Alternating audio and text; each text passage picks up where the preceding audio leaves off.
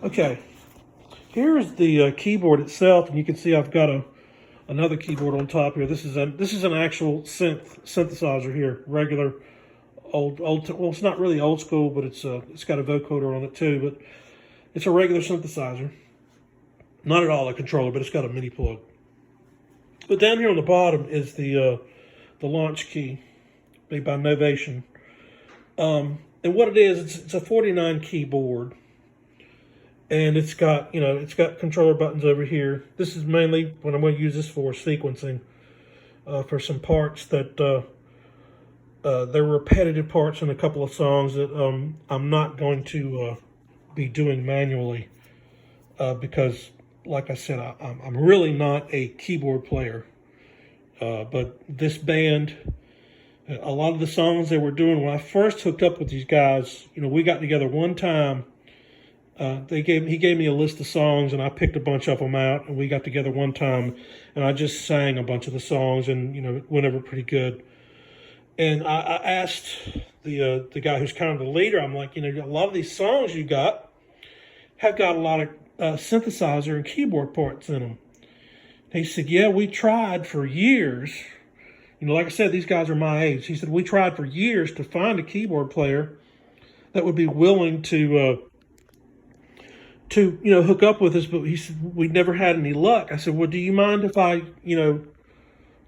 try and because I dabble in keyboards a little bit, would you mind if I tried doing some of this stuff? He said, yeah, sure, if you want to do it, we'll see if it works out, if you can do it.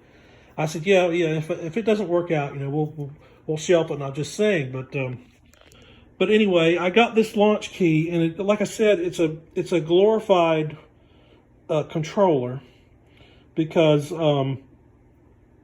mainly it works with software on a computer, like over here. Like I've got my my MacBook Pro over here. I'm pretty sure I've talked about that in the past, but I haven't. It's a 2016 MacBook Pro with an i5 in it, and I'm getting a new interface for it that's got Thunderbolt on it, because this thing uses Thunderbolt. I've got two Thunderbolt ports right here on the side. One of them I'm using this external hard drive for. But anyway, the software that you get that comes with this is a really basic, hardly anything. I mean, it works, it does stuff, but it's very, very basic. It's Hamilton Live Virtual or something like that, but it's very basic. So, and this keyboard by itself was only like $300. It wasn't very expensive. So I went ahead and ordered the upgrade to Hamilton Live Standard 10, which is quite a jump. There's a lot more that you can do. You can use a lot more plugins. There's a lot more voices and sounds that comes with it. So what I wanted to do real quick here, this is the main part of this video. I wanted to go over how you get this, because a lot of people might know this, but people my age might not. But and some people my age do know this, but nowadays with software, you don't get a disc like we used to in the old days. Like, I ordered the extra software for this. When I first opened up the box, I'm like, oh, I didn't get the software. All I got was the keyboard. So I called them and said, oh yeah, we sent you an email for a link. I said, oh, it's a download. He said, yeah. But it's not just a straight up download. There's well, first you have to plug it in, because this keyboard has a USB. It's powered by USB. It sends everything by USB. It does have a MIDI port, one MIDI port, and it's got one other plug. There's another version of this keyboard that's the same as this, but it's got more inputs. It's got more plugs on the back. You can do a little bit more versatility with analog gear and hooking it up to analog gear. I really didn't want to go that route, because I am very soon I'll be getting a new interface, which is going to be kind of like kind of like one of these Motu units, except it's probably gonna be a half rack most likely. But it's got Thunderbolt on it because neither one of these are too old school. They still work fine. There's nothing wrong with them. They still kick ass, but they don't have Thunderbolt connections. And this computer has nothing but Thunderbolt, and I don't like USB for back and forth high grade music files or video files. I'd rather have a Thunderbolt or a FireWire or something like. FireWire is pretty much gone. Thunderbolt is now what they use. The USB-C is supposed to be. It's basically the same thing as the Thunderbolt 3, so I might consider a USB-C, but this computer doesn't have USB-C. But anyway, when you get it, when you first plug this in, I've got it plugged in over here to the side, or to this extra port, this hub. When you first plug it in, it'll power up by itself, and it'll build a basic driver over here in your computer itself, like it should, but it still won't work because there's nothing built into this. It works solely off of the software that you get for this. So you have to go and download the software, and when you buy it, you know, like I said, they sent me a key, you know, a bunch of numbers that I go into. I go into Hamilton's site and you know, go to register a product, and you know, I copy and pasted the numbers that they sent me. I bought this from Sweetwater Sound, so they sent me the licensing numbers. I put it in, and then and then you know, I got to this page where I did a download, and then I did a download, and then it wasn't a straight up download. I had to first. At first, I thought it wasn't working, but apparently, it's got to communicate with the website a couple of different times, because it did the download here. You can see that thing, the little arrow, the little down arrow, that filled up properly, and then this live, that's the icon for the actual software that came up, and it was, you know, bouncing up and down like when new stuff is going in your for you Mac users, when something's being accessed down here, it'll bounce up and down inside the animate. It'll animate a bouncing icon instead of a solid one that's sitting still like that one. It did that, and then it stopped, and then it, you know, I had to drag, and this is Mac guys, you will know this, or girls. It came up with a thing. It said drag the new install on the desktop into your applications folder. So I had to come in here and, okay, let's see, this is real quick. This is, yeah, I want to open this. But anyway, I had to drag and drop it in the applications folder, and then it, I think it automatically, okay, hang on just a second. I need to put a,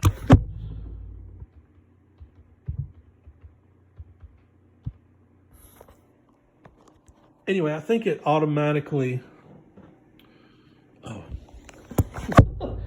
different passwords. That should be it. Yeah. Automatically, it didn't automatically, I don't think it automatically did it, so I had to open up, and there was a copy of it in my applications folder. It said installer, Hamilton Live Installer, and I double clicked on that, and then it just sat there for a little bit. But what it was doing, it was waiting on the Hamilton's website to reply, I do believe. And then it finally started downloading up here again. That started coming up. And then what you just saw, that came up. And now it's actually accessing things here. This is wanting to access my microphone. I don't want to do that. I will be probably changing all of this because, like I said, this is not, I'm not using this as a main recording setup I'm using this as a live performance for this keyboard here. Although I will have it integrated, I will have this computer integrated. We'll have this computer integrated into the new Motu device when I get it. It's still not going to be a recording situation, so microphones like it's asking me for here are probably not going to be involved. It's just going to be this keyboard, and I've got a pedal board that eventually I want to get to, like a Taurus, but it's not Taurus, it's a digital version, not analog. I forget the name of the company, but it's a step. They used to make them called MIDI step years ago, but it's basically the same thing, but it looks different now. But anyway, that's basically what I wanted to get on to you about today, about this particular software and how things have changed quite a bit. Okay, the software is up now. I'm going to go ahead and say okay for access to the microphone. I need to dig into the software a little bit because it's not exactly, and I could tell right away it's not as quality as DP is, Digital Performer, that I'm used to. I can tell it looks more cartoonish. I'm sure it's still pretty good resolution-wise because it's a lot newer. It's probably just as good, if not maybe even better resolution-wise. I think this software, I paid like $5.99 total for the keyboard and the software. And I think if you buy this software set by itself, I think it's like $300, somewhere in that area. And for DP, I think it was like $600 or $800 when I bought it back in the day. So, which is probably, now it's probably more. It's probably $700 or $800 now.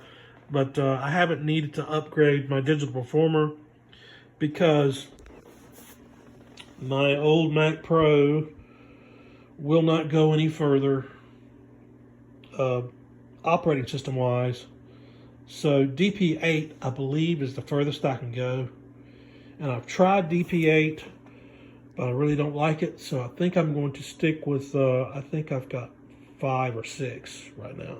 I think I'm going to stay with that on this system. It still kicks ass. It's still freaking great software-wise, as far as recording software-wise is.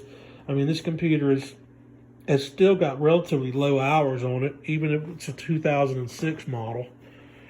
It's quite old, 14 years old, but it still runs great.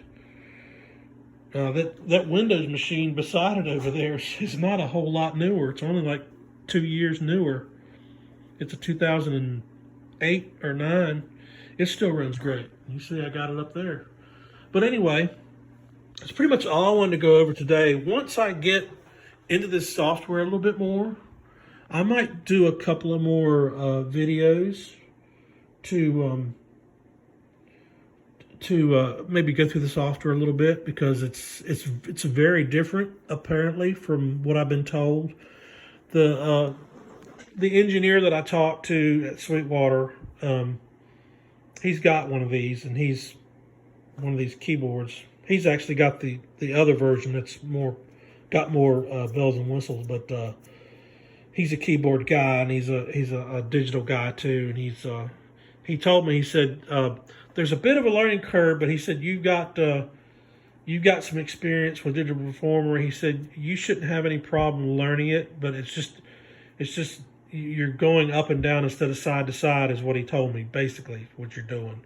So anyway, that's as far as I'm going to get today. So I want to say I'm sorry I haven't had a video out in a while, but my new job is very, very demanding.